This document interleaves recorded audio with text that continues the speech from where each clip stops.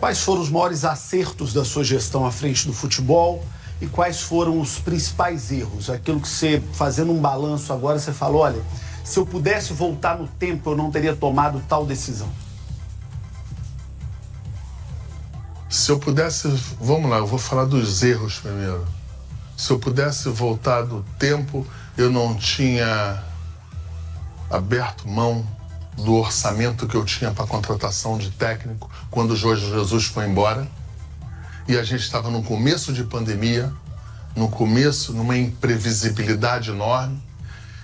E me tiraram o orçamento e eu cedi isso, eu não deveria ter cedido. Porque ali na oportunidade você perdeu ali eu perdi um time que eu não deveria ter perdido em algumas outras situações. Quem que você poderia ter trazido naquele momento com o orçamento original que você tinha? Quais eram as opções de mercado à época? Eu tenho medo até de falar e o cara não confirmar e eu ficar como mentiroso. Mas eu tinha uma reunião marcada com o Leonardo Jardim. Com o Jardim? É. E seria o seu técnico e acabou não se confirmando pela questão orçamentária? Sim. E me lembra quem acabou vindo na época? Domenech. E dentro dos seus erros, você considera que a contratação, por exemplo, do Domenech foi um erro? Não estou falando que foi um erro. Foi a possível na época. Eu não vou aqui também, como não deu certo, eu querer terceirizar para o Domenech o erro. Pô, ali quando erra todo mundo e quando acerta todo mundo. Eu contratei o Jorge Jesus. O futebol brasileiro, a maioria não conhecia o Jorge Jesus. Eu sou português, tenho dupla nacionalidade há 20 anos. Então eu sabia do trabalho dele lá, eu não o conhecia pessoalmente, mas eu sabia. E a gente precisa de outro programa aqui para falar por que o Jorge Jesus foi embora. Tinha pandemia, tinha questões pessoais, tinha um pouco de cada coisa. E tinha um compromisso também dele com um presidente da época, a que ele era muito amigo, do Benfica. Ele tinha um certo compromisso de um dia voltar e também era o sonho dele.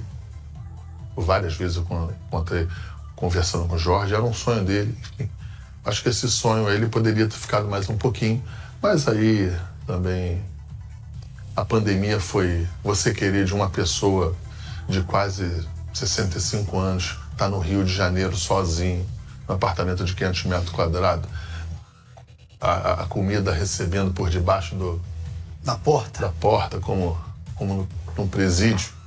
A gente também não pode querer achar que aconteceu dele ir embora. O Jorge, eu me lembro do dia que o Jorge foi embora, que a primeira reunião que a gente teve, eu e ele sozinho, e ele falou, Marcos, eu vou embora. Assim, emotivo, não sei o quê. Eu falei, ô Jorge, ele começou a querer dar explicação, eu falei, Jorge, não precisa dar explicação. A gente podia estar aqui tratando dessa tua despedida, de você ir embora, em dezembro. A gente morto, sem ter ganho nada. Deu tudo certo.